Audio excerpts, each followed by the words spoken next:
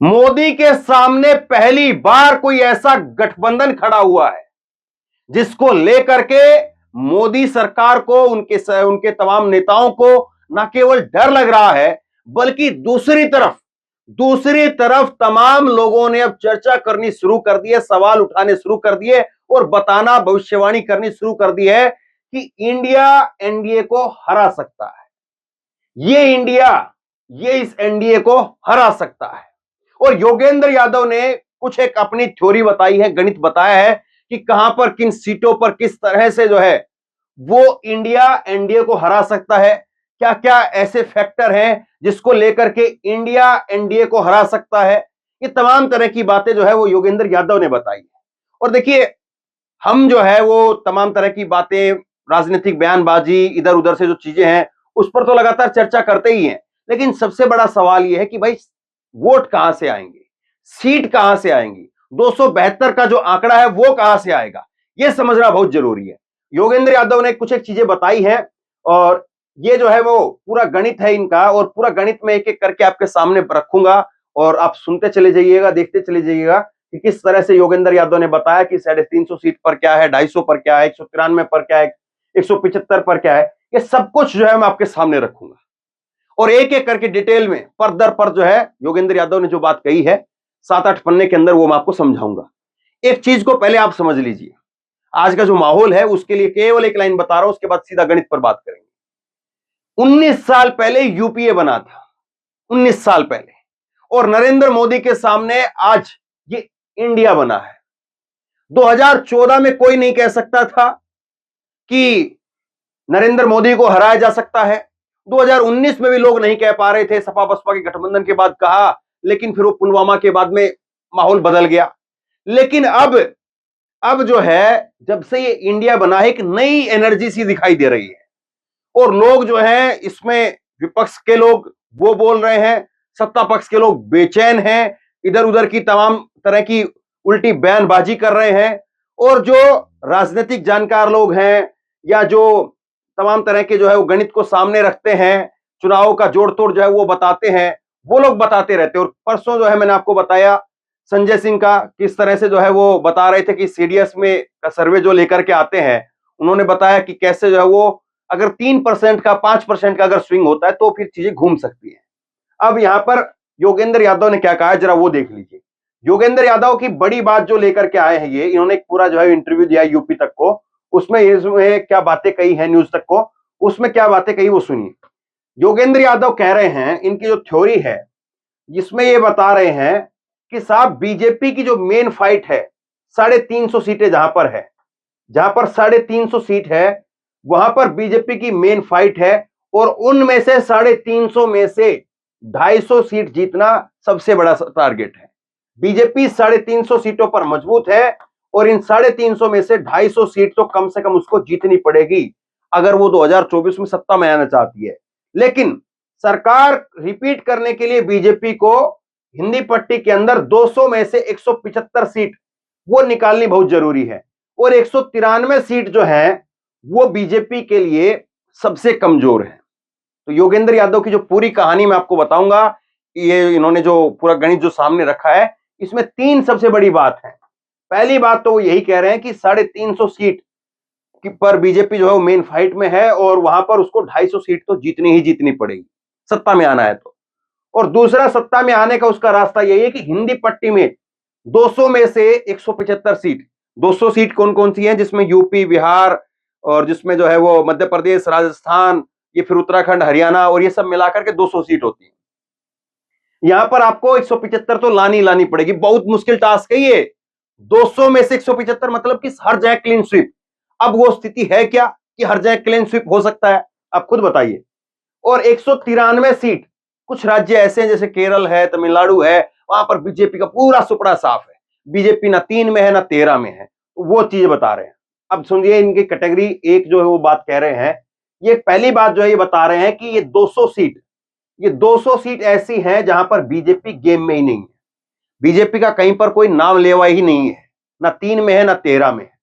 यहां पर बीजेपी के खिलाफ गठबंधन की जरूरत नहीं है, बल्कि अकेले जो पार्टियां जहां पर हैं वो बीजेपी को निस्ते नाबूद कर सकती हैं, बीजेपी का सुपड़ा साफ कर सकती हैं। अब इसमें कौन कौन सी सीटें हैं, कौन कौन सा राज्य है, सुनिए। केरल के अंदर यहां पर बीजेपी का कोई अस्तित्व ही नहीं है, एक सीट जीत पाने के कंडीशन में बीजेपी है नहीं, ना एक सीट बीजेपी के पास में है। पंजाब के अंदर जो है, पंजाब में तो अब कांग्रेस से सारे उधार लिए हुए नेता, कैप्टन जो है वो अमरिंदर सिंह हो, अब सुनील जाखड़ जिनको अध्यक्ष बनाया है, सारे उधार के नेता है, अपना कुछ नहीं इनके पास में। अकाली दल के साथ में बहुत पुराना गठबंधन था, वो टूट गया, अब वो भी वापसी आ जाएगा, तो फिर उसके सामने बहुत बड़ा गठबंधन बन रहा है जो अभी सरकार में है, आम आदमी पार्टी, और इससे पहले जो सरकार में रही कांग्रेस पार्टी। तो कांग्रेस और आम आदमी पार्टी का वहां पर गठबंधन बन गया, तब फिर क्या होगा, तो वो चीज आप देख लीजिए। उसके साथ में तमिलनाडु, तमिलनाडु में तो हालत यह है कि साहब जब तमिलनाडु की तरफ मुंह करके ऐलान करते हैं कि कल मैं तमिलनाडु आ रहा हूं, तो ट्विटर पर हैशटैग, सोशल मीडिया पर हैशटैग चलने लग जाता है, मोदी गो बैक। तो जबरदस्त गुस्सा है, और तमिलनाडु में वैसे भी जो है बात नहीं बन रही है, हिंदी को लेकर के जो अमित शाह ने जो स्टैंड सामने रखा, उससे काफी नाराजगी है। तेलंगाना के अंदर तो फिर क्या ही बात करें, क्योंकि तेलंगाना में तो सीधा तौर पर जो है बीआरएस और कांग्रेस की लड़ाई है, बीजेपी का कहीं खाता नहीं है। ऐसे ही आंध्र प्रदेश के अंदर कुल मिलाकर के ये 200 सीटें ऐसी हैं जहां पर बीजेपी कहीं नहीं है, बीजेपी कहीं नहीं है। और इन 200 सीटों में से बीजेपी जो है वो अब की बार टारगेट लेकर के चल रही कि हम 50 सीटें ले जाएंगे, लेकिन 50 तो छोड़िए, बीजेपी ना यहां पर 15 लेने की कंडीशन में दिख रही है, और ना यहां पर 5 सीटें जो है बीजेपी ले जाएगी। ध्यान से देख लीजिए, इन 5 राज्यों के अंदर जो है केरल, तमिलनाडु और पंजाब, तेलंगाना और आंध्र प्रदेश, इनमें से अगर बीजेपी 5 और 15 के बीच में रह जाए तो बहुत बड़ी बात मान करके चलना, वरना बीजेपी 0 पर भी रह सकती है, या 5-4, 3-4, 5-7 सीटों के आसपास भी रह सकती है, 10 से कम जो है वो रह सकती है। अब 200 में से सीधे तौर पर, अब 200 में से यहां पर जो विपक्ष है आज मौजूदा इंडिया, वो यहां पर जो है वो अगर 200 में से यहां पर जो है वो 110 सीटें, 150, 20 सीटें, 30 सीटें जो है वो ले आता है, बाकी की जो सीटें हैं वो मान लीजिए कि जो ऐसे गठबंधन में चली जाती जो दोनों की तरफ नहीं, गुट निरपेक्ष है, तो उनका बाद में पता चलेगा। तो पहली कैटेगरी हो गई। अब इसके बाद दूसरी कैटेगरी कह रहे हैं कि ऐसी कैटेगरी है जहां पर बीजेपी का मुकाबला सिर्फ सीधे एक पार्टी से है, और बीजेपी से ज्यादा दूसरी पार्टी की जीत के चांस है, ये दूसरी कैटेगरी है। और इसमें कौन कौन से राज्य हैं? पश्चिम बंगाल, जहां पर ममता बनर्जी के साथ सीधा मुकाबला, और ममता बनर्जी वहां पर 21 है और बीजेपी 19 है, इस बात को कोई भी कह देगा। उड़ीसा के अंदर जो है वो बीजेडी और बीजेपी में जो है वो कंपटीशन है। ये बात अलग है कि बीजेडी आज के दौर में जो है वो अभी उसके साथ में गई नहीं है, लेकिन लगता है कि हाँ उसके साथ जा सकती है। तो ये एक राज्य जो है वो उड़ीसा, ये अभी जो है वो दोनों तरफ से ओपन है, ये किस तरफ जाएंगे।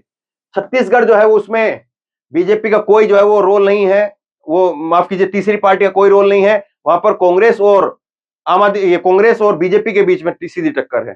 तो ये जो है वो दूसरी कैटेगरी है जहां पर बीजेपी की सीधा मुकाबला है, दो ही पार्टियों का मुकाबला है। अब तीसरी कैटेगरी सुनिए इनकी। तीसरी कैटेगरी जो है ये बता रहे हैं कि इन सीटों में कांग्रेस की बीजेपी के साथ में सीधी टक्कर है। कांग्रेस अगर अपना घर ठीक कर ले, आंतरिक कलह ठीक कर ले, अपने नेताओं के चूड़ी टाइट कर दे, उनको ठीक करके रखे, तो बीजेपी को यहां पर पटखनी दी जा सकती है। अपनी गुटबाजी को, अपनी जो है वो खेमेबाजी को, उनको खत्म करना पड़ेगा। अब इसमें कौन कौन से स्टेट है वो आप देख लीजिए। इसमें जो है वो मध्य प्रदेश है, हिमाचल है, और हिमाचल के साथ उत्तराखंड, गुजरात, राजस्थान, और मुझे लगता है कि इसमें जो है वो हरियाणा को भी रखा जाना चाहिए था।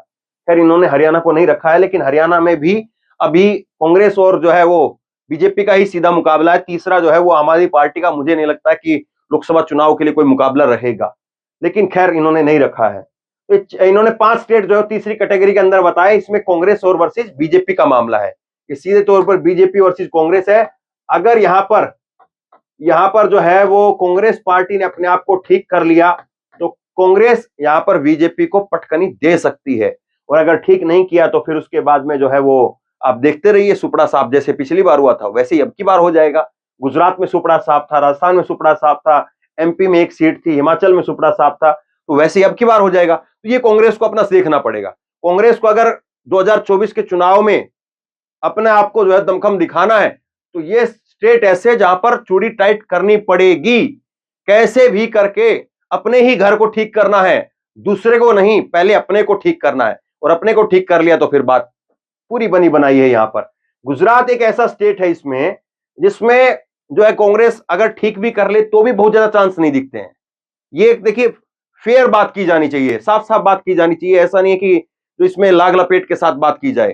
तो गुजरात एक ऐसा स्टेट है जिसमें कांग्रेस के लिए जो है वो अपना घर ठीक भी कर लेगी कांग्रेस, तब भी कांग्रेस के नेता और कांग्रेस की पार्टी गुजरात के अंदर वो एक ऐसी कंडीशन में है कि वहां पर जो है वो कहीं पर लीडरशिप नजर नहीं आती है। मैंने विधानसभा चुनाव के दौरान ग्राउंड रिपोर्टिंग भी की, तो दिल्ली से तो जो है वो कांग्रेस लड़ती हुई नजर आती है कि हाँ लड़ रही है कांग्रेस। वहां पर जो है प्रियंका गांधी जाती हैं तो लड़ती हुई दिखती है, जहां पर जो है वो राहुल गांधी जाते हैं तो लड़ते हुए दिखाई देते हैं। बाकी गुजरात की लीडरशिप जो है वो अगर आप बात करेंगे तो गुजरात की लीडरशिप ऐसा लगता है कि, और बहुत सारे नेता तो ऑफ द रिकॉर्ड कह देते हैं कि यहाँ के जो नेता है वो बीजेपी से सारे मिले हुए हैं, तो सारी बातें होती है। तीसरा, आम आदमी पार्टी ने वहां पर जो है घुस करके गेम जो है वो कांग्रेस का पूरा और बिगाड़ दिया है।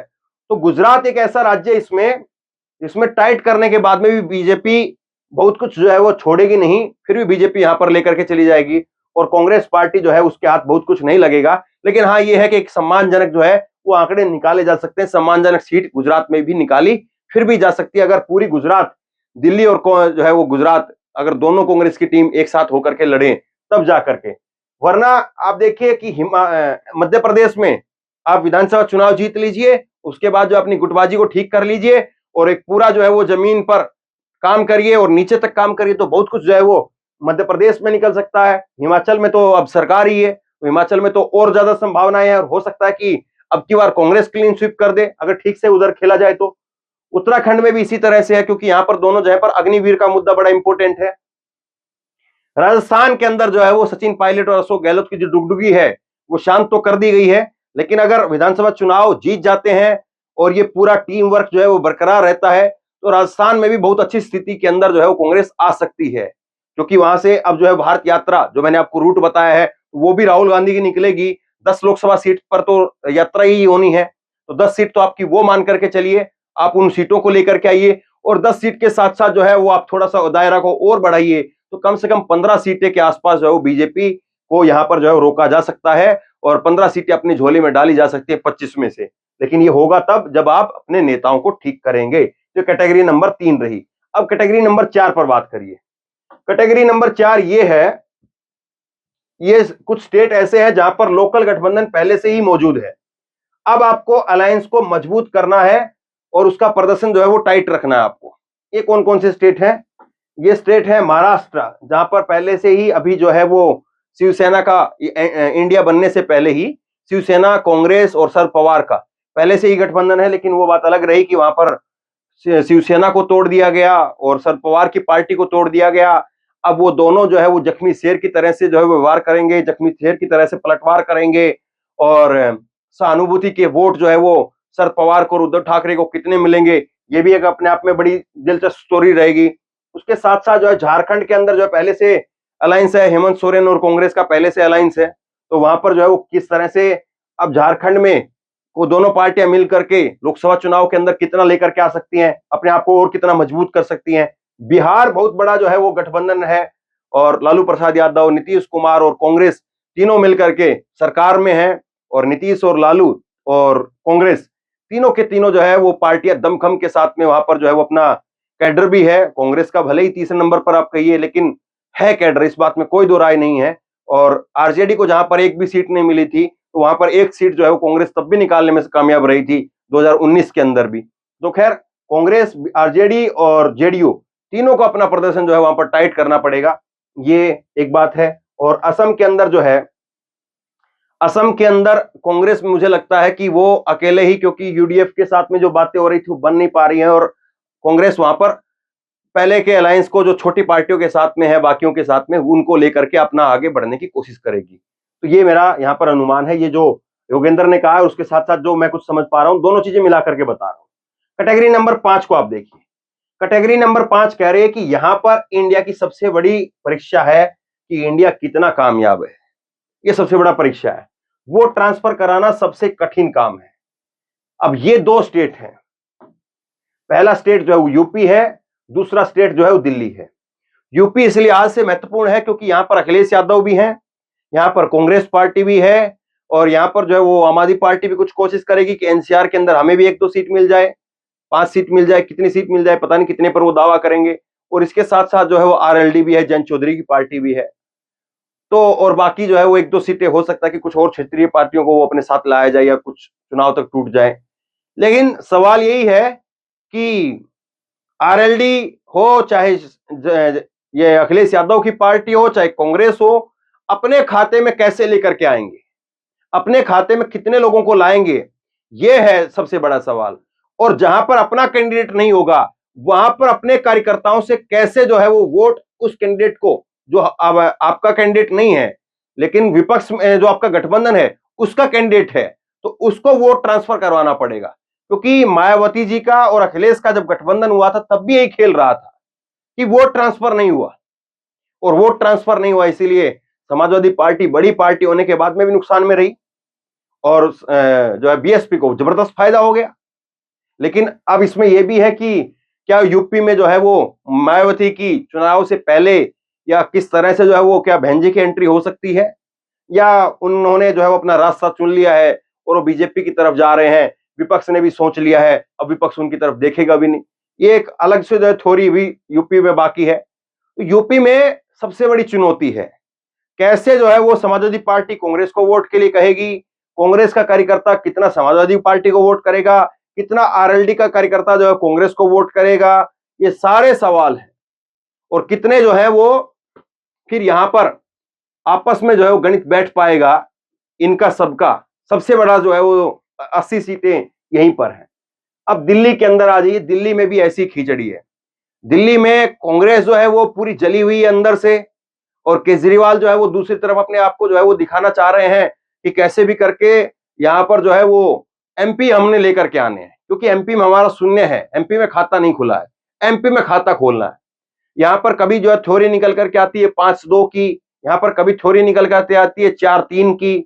7 सीटें हैं, 7 सीटों में से कभी जो है ये पता चलता है कि कांग्रेस कह रही कि हम 5 सीटें पर आप लड़ेंगे, 2 पर तुम लड़ोगे। कभी आम आदमी पार्टी कहती है 5 पर हम लड़ेंगे, 2 पर तुम लड़ोगे। कभी 4-3 की बात होती है। तो क्या होता है क्या नहीं होता है। और दूसरी सबसे बड़ी बात तो यही है कि कांग्रेस का कार्यकर्ता कितना आम आदमी पार्टी को वोट ट्रांसफर करवा पाएगा और कितना आम आदमी पार्टी का कार्यकर्ता कांग्रेस को वोट ट्रांसफर करा पाएगा। क्या यहां पर जो है वो सपा बसपा का जैसे गठबंधन हुआ था वैसे ही खेल खराब हो जाएगा, ये भी अपने आप में सवाल है। हाँ, लेकिन ये जरूर था कि पिछली बार की अगर बात करें 2019 के लोकसभा चुनाव की, तो यहां पर दिल्ली के अंदर जो है वो आम आदमी पार्टी तीसरे नंबर पर रही थी और ज्यादातर सीटों के ऊपर कांग्रेस दूसरे पर और बीजेपी पहले नंबर पर रही, जबकि कांग्रेस जो है वो तीसरे नंबर पर है विधानसभा के अंदर, शून्य पर है, लेकिन लोकसभा में स्थिति अलग थी। तो ये 5 थ्योरी जो है वो योगेंद्र यादव ने यहां पर दी है। और अब कितना जो है योगेंद्र यादव का गणित आपको ठीक लग रहा है और कितना जो है वो लग रहा है कि योगेंद्र यादव जो है वो किसी गणित को जो है वो कस नहीं पाए हैं या अभी भी इनका गणित जो है वो ढीला है, इसको जो है और टाइट करने की आवश्यकता है, या आपको लग रहा है कि नहीं पूरा निचोड़ करके बताया है, वाकई में ही जो है ये कैटेगरी, ये चीजें जो है वो दमखम दिखा सकती है। और यहां पर साफ तौर पर जो है वो योगेंद्र यादव हो चाहे संजय सिंह हो, ये तमाम लोग जो है वो बता रहे हैं, ये साफ तौर पर दिख रहा है कि अब लोग जो है वो बात करने लगे हैं और लोग बोलने लगे हैं, लोग कहने लगे हैं कि हाँ मोदी को हराया जा सकता है। वरना एक समय ऐसा था कि मोदी को हराने के बारे में कोई बोल करके अपना कैरियर खराब नहीं करना चाहता था, कि हमने जो है वो घोषणा की थी, योगेंद्र यादव ने मान लीजिए कोई घोषणा की और मोदी को जो है वो नहीं हराया गया, तो लिहाजा उनका कैरियर खराब हो गया कि आपने तो कहा था कि इतनी सीट आ जाएंगी या हार सकते हैं, लेकिन देखिए यहां पर तो कहीं पर कुछ नहीं है। लेकिन 6 महीने पहले, चुनाव से ठीक 6 महीने पहले जो है ये चीजें चल रही हैं, तो बहुत ज्यादा जो है इसका मतलब आप मान करके चलिए कि जमीन पर असर है और अब लोगों को जो है वो एनर्जी मिल रही है कि लोग अब लिख रहे हैं, बोल रहे हैं और बता रहे हैं कि इंडिया जीतेगा, एनडीए जो है वो फंस गई है। आप क्या सोचते हैं 2024 के मुकाबले? और लगातार मेरी कोशिश रहेगी कि आपको हर अपडेट 2024 के लिहाज, चुनाव के लिहाज से रोजाना की जो खबरें होती हैं उसके अलावा 2024 के लिहाज से जो भी बड़ी तस्वीर निकल करके आती है तो आप तक जरूर पहुंचाता रहूं। आप शेयर कीजिए इस वीडियो को। और आप क्या सोचते हैं, इंडिया जीत रहा है या एनडीए जीत रहा है? आपका मत किस तरफ है, आपका वोट किसकी तरफ है? नीचे कमेंट बॉक्स में लिख करके जरूर बताइए ताकि और लोग भी पढ़ें और लोग भी राय बनाएं। और इसी तरह की तमाम खबरों के लिए ऑनलाइन न्यूज इंडिया को सब्सक्राइब कीजिए, साथ में जो बेल आइकन है घंटी उसको जरूर दबाइए, ताकि जैसे ही कोई खबर अपलोड करें उसकी नोटिफिकेशन सीधे सबसे पहले आपको मिल सके।